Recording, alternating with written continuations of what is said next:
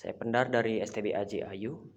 Pidato saya akan dimulai dalam 3, 2, 1. Di dalam status quo, perundungan justru hal yang membuat masyarakat maupun sekolah, terutama sekolah, sangat peduli dan sangat menyayangkan jika hal ini terjadi. Namun, bukan berarti sekolah menutup mata, telinga, ataupun mulut. Sehingga kasus seperti ini tidak bisa dianggap enteng atau diremehkan.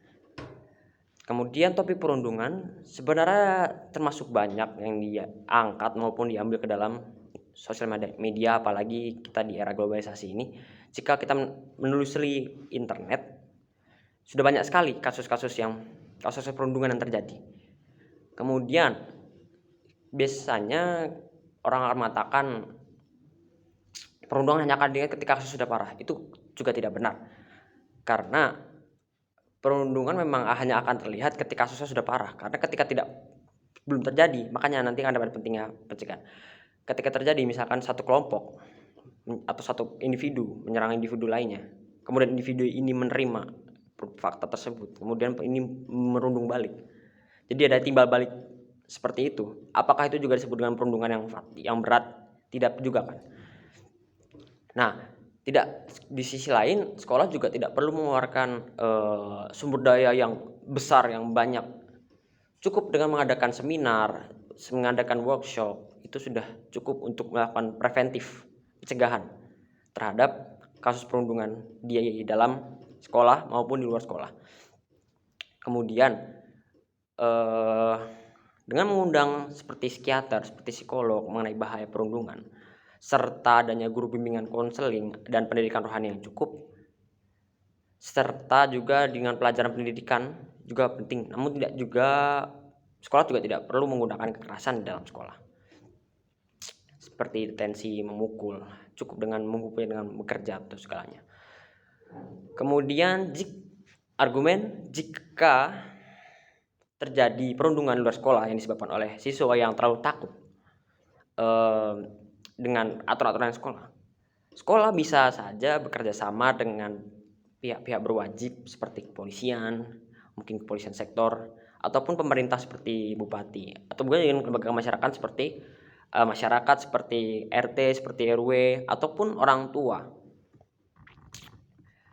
Terutama orang tua, karena orang tua itu merupakan kunci utama bagi pembentukan karakter dari anak. Jadi masalah perundungan juga tidak lepas dari masalah karakter anak.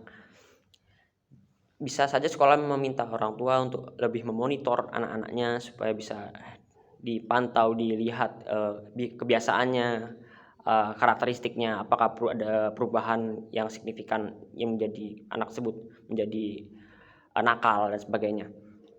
Sehingga ketika polisi tidak dapat diandalkan, sekolah masih bisa mengandalkan pihak lain seperti orang tua, masyarakat, maupun RT atau RW dan sebagainya. Karena memang mengingat fakta bahwa polisi tidak suka menerima beberapa kasus seperti pelecehan seksual ataupun KDRT, atau kadang kasus itu memang benar suka dipersulit. Makanya oleh karena itu sekolah bisa bekerjasama dengan orang tua untuk menggantikan kepolisian untuk lebih memantau anak-anak. Kemudian orang tua dan masyarakat sudah sepantasnya mengajarkan, serta sekolah juga sepantasnya mengajarkan moral-moral serta etika yang sudah ada di dalam kehidupan sehari-hari, yang baik, mana yang baik, sehingga siswa atau anak tidak lagi bisa melihat perbedaan mana yang harus mereka lakukan, mana yang tidak perlu mereka lakukan, mana yang buruk, mana yang tidak buruk. Jadi mereka bisa melihat perubahan-perubahan kebiasaan yang tidak perlu mereka lakukan gitu. Kemudian dari pendidikan diterima anak dari masyarakat, dari sekolah, dari rumah, mereka pasti bisa melihat perundungan di sekitar mereka, tanda-tanda perundungan di sekitar mereka, ataupun mereka bisa mencegah, baik dari mencegah orang lain maupun mencegah dari diri mereka sendiri dengan pengendalian diri yang benar, sehingga mereka tidak menjadi seorang perundung. Sekolah juga tidak perlu atau polisian juga tidak perlu melakukan kekerasan pada anak seperti memasukkan mereka ke dalam lapas. Cukuplah untuk lebih terbuka kepada anak, orang tua juga harus terbuka dengan anak ataupun siswa.